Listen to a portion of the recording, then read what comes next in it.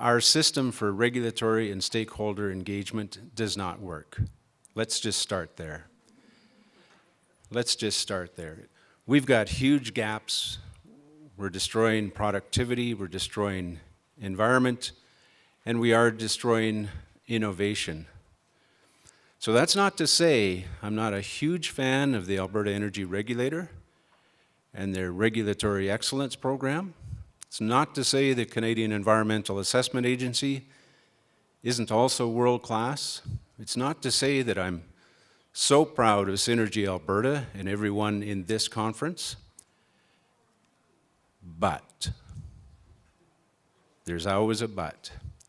So my background, I'm a negotiator, I'm a collaborator. I'm publishing a book, Breakthrough to Yes, Unlocking the Possible within a Culture of Collaboration.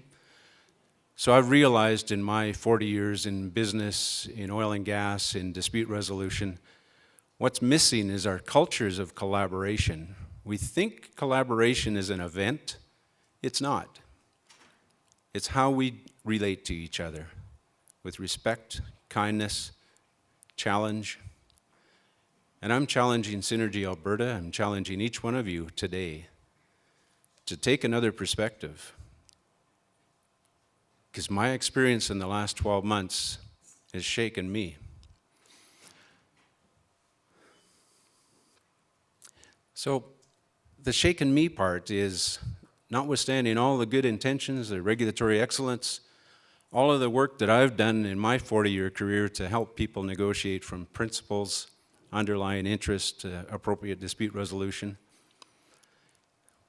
I've been exposed to what this looks like from a landowner perspective, from many landowners' perspectives, and from a mountain removal application in southwest Alberta.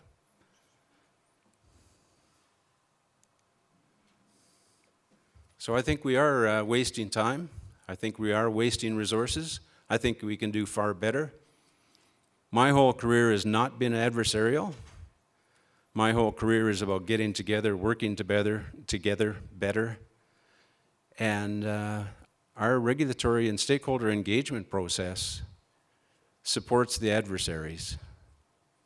And I will, part of my discussion this morning, tell you how I had to be the guy that picked up the bigger stick to get the other side to pay attention.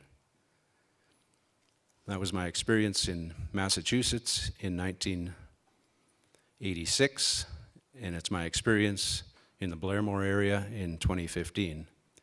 And I'm tired of that. What about time? What about cumulative impact?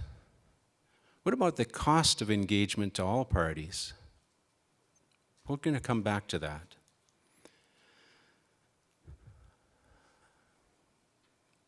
Just look at that. Can we say that the way we engage as synergy advocates, evangelists, as the Alberta Energy Regulatory,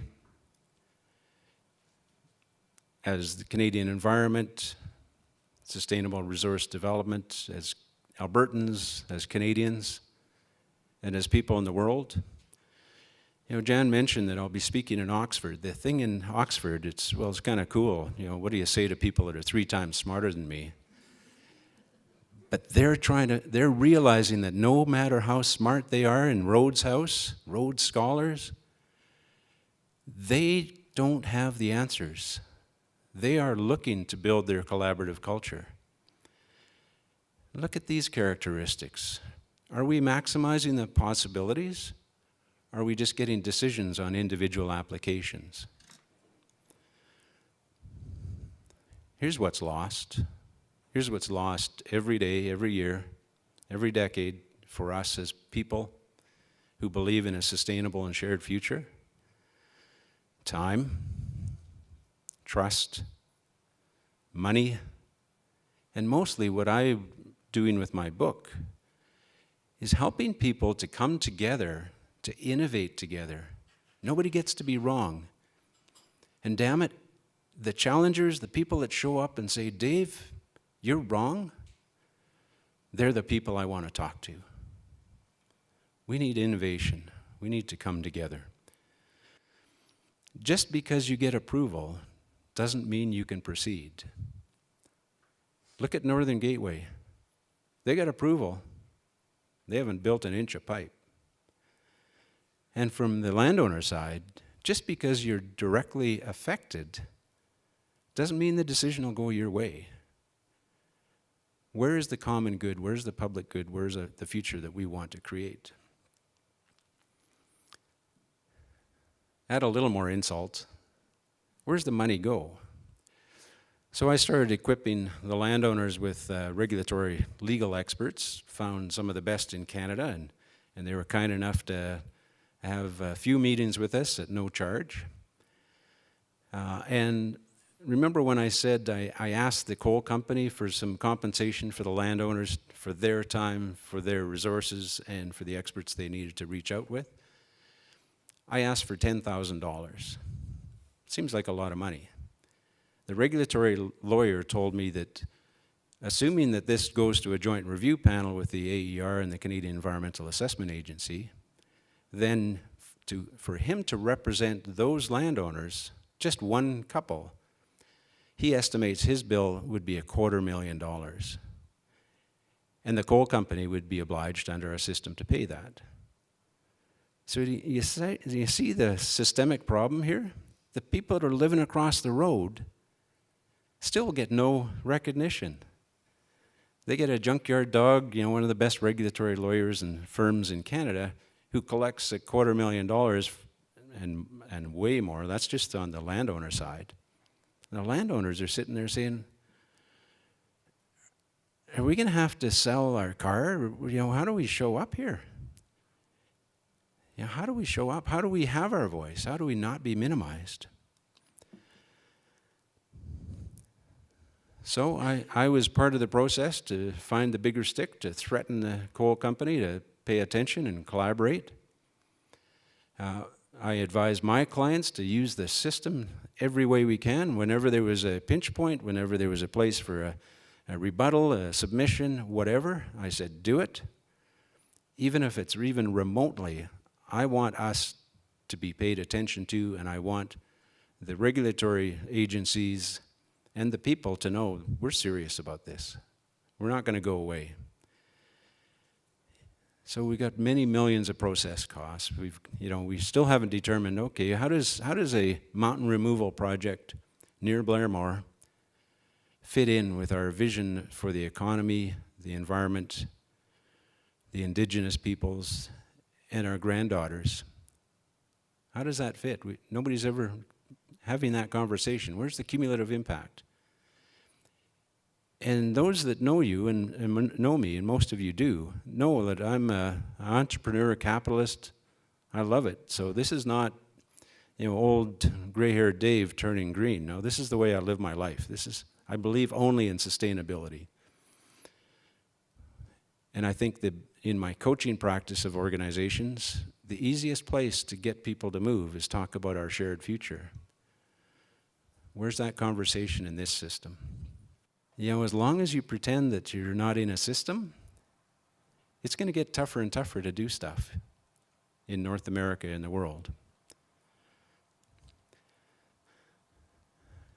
So here's an instance where I just ask the question. I go back to innovation, and what are three things that you can think of that we might want to look at the bigger picture, the relationship, the economy, the society, the environment? How do we not get into separate right, wrong, black, white, green versus red, any of that nonsense?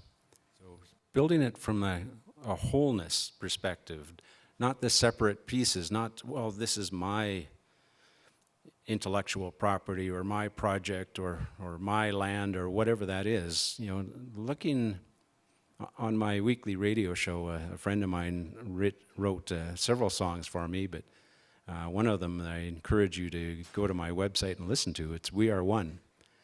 So my collaborative global initiative is recognizing, 15 years ago we all thought, wow, 8 degrees of separation to anybody in the world.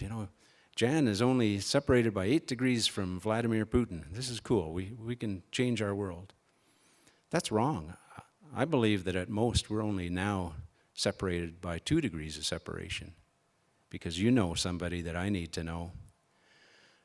You know somebody who's an expert in mountain removal. You know somebody who's an expert in wolves. You know somebody who's an expert in caribou. You know somebody that says, yes, our system is broken. I'd love to be there.